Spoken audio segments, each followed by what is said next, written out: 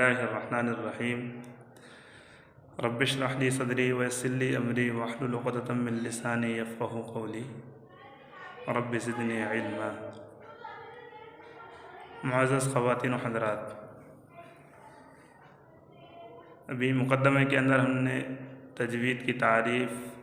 اس کا موضوع، اس کی غرض و غایت اور اس کا حکم بیان کیا تھا۔ اب یہاں سے ہم تجوید کے ارکان بیان کرتے ہیں کہ تجوید کے 4 رکن ہیں، جس طریقے سے ہم کہتے ہیں اسلام کے 5 ارکان ہیں: ایمان، نماز، روزہ، زکوٰۃ، حج۔ اسی طریقے سے تجوید کے بھی 4 ارکان ہیں۔ نمبر 1 مخارج حروف کو جاننا، نمبر 2 صفات حروف کا جاننا، نمبر 3 ان قواعد وغیرہ کا جاننا جو تلاوت کے ادا کرتے وقت پیش آتے ہیں، تلاوت کرتے وقت پیش آتے ہیں، اور نمبر 4 پر ہے ماہر استاد سے مشق کرنا، یعنی کسی ماہر قاری سے سیکھنا۔ ان میں سے تجوید کا موضوع، تجوید کی تعریف ہم نے یاد کی تھی۔ تجوید کے معنی عمدہ کرنا، اچھا کرنا، اور قراء کرام کی زبان کے اندر تجوید کہتے ہیں قرآن شریف کو آپ صلی اللہ علیہ وسلم کے بتلائے ہوئے طریقے کے اور فرمان کے مطابق پڑھنا۔ تجوید کا موضوع حروف تحجی، الف، با، تا، ثا وغیرہ ہیں، اور تجوید کا مقصد قرآن شریف کو آپ صلی اللہ علیہ وسلم کے بتلائے ہوئے طریقے کے مطابق پڑھنا، یہ مقصد ہے، اور تجوید کی تعریف ہے ہر حرف کو اس کے مخرج سے تمام صفات کے ساتھ ادا کرنا، یہ تجوید کی تعریف ہے۔ اور تجوید کا مقصد ہے قرآن شریف کو آپ صلی اللہ علیہ وسلم کے بتلائے ہوئے طریقے کے بالکل مطابق پڑھنا۔ اور تجوید کا حکم ہے قرآن شریف کو تجوید کے ساتھ پڑھنا فرض عین ہے، اور پورے علم تجوید کا سیکھنا فرض کفایہ ہے۔ اب ایک چیز اور ہے کہ تجوید کے ارکان، تجوید کے 4 ارکان ہیں۔ نمبر 1 مخارج حروف کا جاننا، نمبر 2 صفات حروف کو پہچاننا، نمبر 3 ان قواعد کا جاننا جو قرآن شریف کی تلاوت کے وقت پیش آتے ہیں، اور ماہر استاد سے مشق کرنا۔ ان میں پہلی چیز ہے مخارج حروف کا جاننا۔ یہ بہت ضروری ہے، کیونکہ قرآن شریف کی تلاوت کا مدار حروف کی صحت پر موقوف ہے۔ حروف کی صحت صحیح ہوگی، حروف صحیح طریقے سے ادا ہوں گے تو تلاوت صحیح ہوگی، اور حروف صحیح ادا نہیں ہوں گے تو تلاوت صحیح نہیں ہوگی۔ اب حروف کو ادا کرنے کے لیے ان کی جگہ سے، کس جگہ سے کون سا حرف ادا ہوتا ہے، اس کے لیے قراء کرام نے، علماء فن نے کچھ نام تجویز کیے ہیں ان جگہوں کے، کہ جن سے کیا ہوتا ہے حروف کے پہچاننے کے اندر ہمیں کیا ہے مدد ملتی ہے۔ مثلاً حمزہ اور ہا، یہ حلق کا جو یہ حصہ ہے، یہاں سے حمزہ ہا ادا ہوتے ہیں، حمزہ اور ہا، اور یہ اوپر والا جو حصہ ہے بیچ والا، جہاں پر نلی ہماری رہتی ہے کھڑی ہوئی، وہاں سے عین ہا ادا ہوتے ہیں، اور یہ زبان کی جو جڑ ہے یہاں جو اوپر ہے، یہ اوپر جو لگائیں گے یہاں سے غین اور خا ادا ہوتے ہیں۔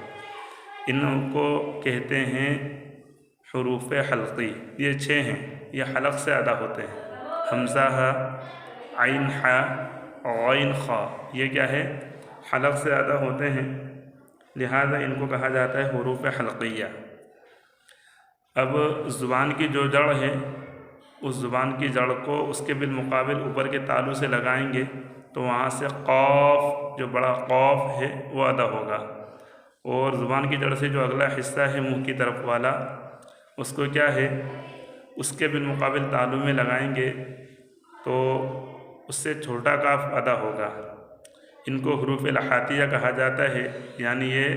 منہ کے اندر جو گوشت کا ٹکڑا ہے لٹکا ہوا، جس کو عربی میں لحات اور اردو کے اندر کوا کہا جاتا ہے، یہ حروف اس کے قریب سے ادا ہوتے ہیں، لہذا ان کو لحاتیہ کہا جاتا ہے۔ یہ حروف وہاں سے ادا ہوں گے۔ اس سے آگے ہم آئیں گے تو زبان کا جو بیچ ہے اس کے بالمقابل اوپر کا تالو، مثلاً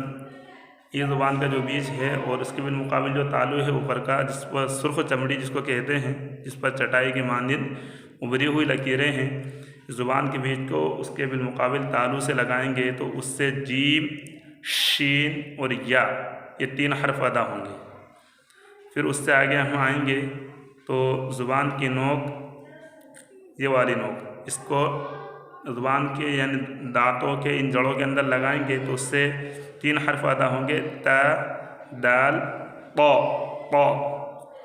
پھر زبان کی یہ نوک ہے، ان کو زبان دانتوں کے ان کناروں سے لگائیں گے تو 3 حروف ادا ہوں گے، سا، زال، ظا، ظا۔ پھر یہ اوپر کا جو ہونٹ ہے، یعنی دونوں دانتوں کو کنارے، زبان کا یہ باریک کنارہ اور دونوں دانتوں کے کنارے، اس سے لگائیں گے تو اس سے 3 حرف ادا ہوں گے، زا، سین، صاد۔ تو تا، دال، طا، یہ زبان کی نوک اور ثنایا علیہ یعنی یہ اوپر کے جو سامنے کے 2 دانت ہیں ان کو کہتے ہیں ثنایا علیہ، ان کی جڑ سے زیادہ ہوں گے۔ اور سا، زال، ظا، زبان کی نوک اور یہ ثنایا علیہ کے کنارے سے ادا ہوں گے۔ اور زا، سین، صاد، زبان کی نوک ثنایا علیہ اور ثنایا سفلا یعنی اوپر کے 2 دانت اور نیچے کے یہ 2 دانت، ان کو اوپر والوں کو علیہ اور نیچے والوں کو سفلا کہتے ہیں، یہ ان کے قریب سے ادا ہوں گے، ثنایا علیہ اور ثنایا سفلا سے، لہذا ان کو یہاں سے ادا کریں گے۔ پھر آگے آئیں گے تو اوپر کے جو دانت ہیں ثنایا علیہ کا کنارہ یعنی یہ اوپر کے کنارے اور نیچے کے ہونٹ کا یہ والا پیٹ، یہاں سے فا ادا ہوگا، فا۔ پھر دونوں ہونٹ یہ تری والا جو اندرون حصہ ہے وہاں دونوں ہونٹ ملیں گے تو اس سے با، با یہ ادا ہوگا، اور دونوں ہونٹوں کی یہ خشکی والا حصہ ہے یہ ملے گا تو اس سے میم، میم یہ ادا ہوگا، اور دونوں ہونٹ ملیں گے اور بیچ کا حصہ کھلا رہے گا اس سے نون ادا ہوگا۔ تو یہ 4 حرف ہوئے، با، میم، فا اور واو، یہ ہونٹوں سے ادا ہوتے ہیں، لیکن چاروں حرف کی ادائیگی کے اندر تھوڑا تھوڑا سا فرق ہے۔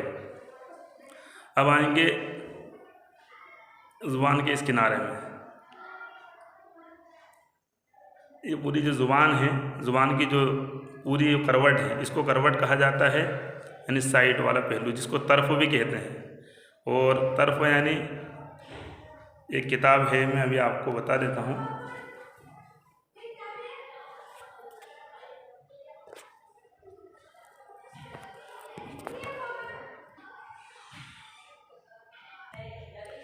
دیکھیے یہ ہیں پورے دانت، سمجھ میں آیا؟ اب یہ ہمارے منہ کے اندر والا حصہ جو ہے یہ کہلاتا ہے تالو، اس کو حنک کہا جاتا ہے عربی کے اندر۔ تو یہ تو ہے اوپر والا تالو جہاں سے کاف ادا ہوتا ہے، قاف اور کاف، اور یہ بیچ والا تالو ہے جہاں سے جیم، شینیا ادا ہوتے ہیں، اور یہ اوپر والا تالو ہے یعنی جہاں سے سا، ظال، سا، زال، نی، جہاں سے زا، سین، صاد یعنی صاد اوپر کے تالو سے۔ تو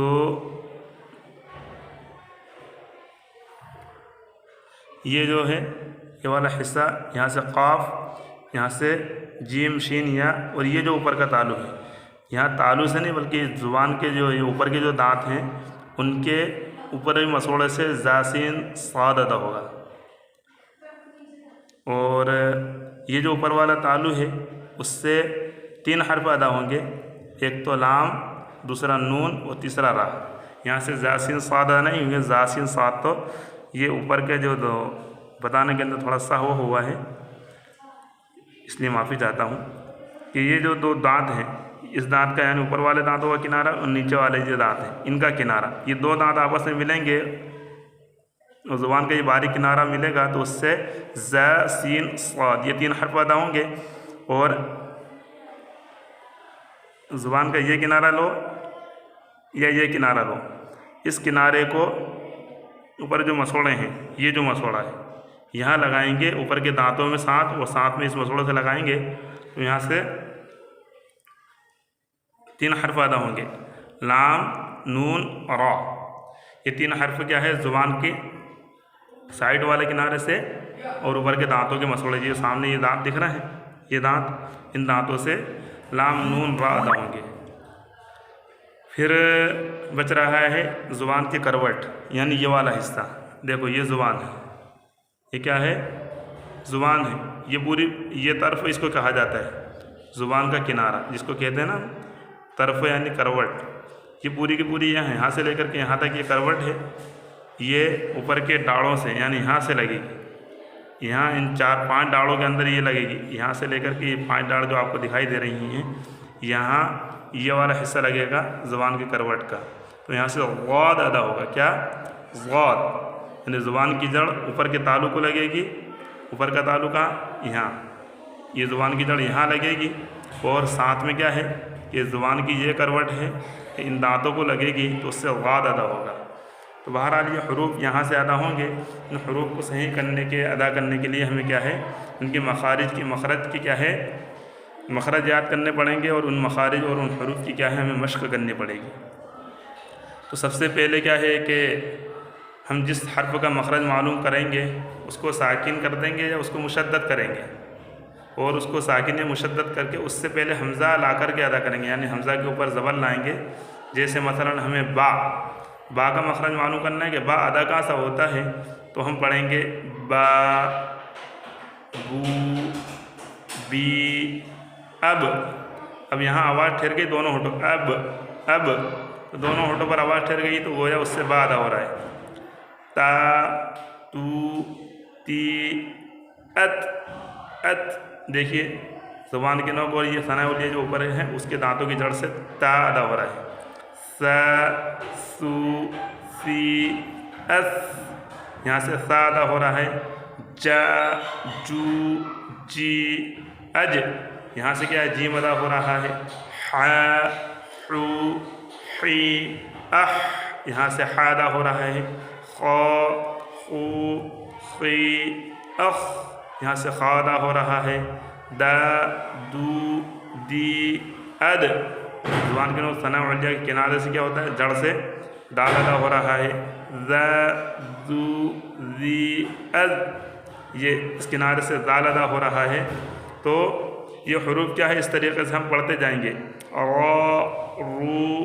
ری، ار، ز، زو، زی، از، سا، سو، سی، اس، شا، شو، شی، اش، صا، صو، صی، اس، ضا، ظو، ظی، اظ،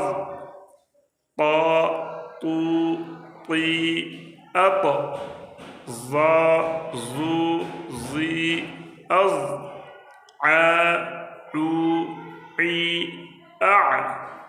غا، غو، غی، اغ، فا،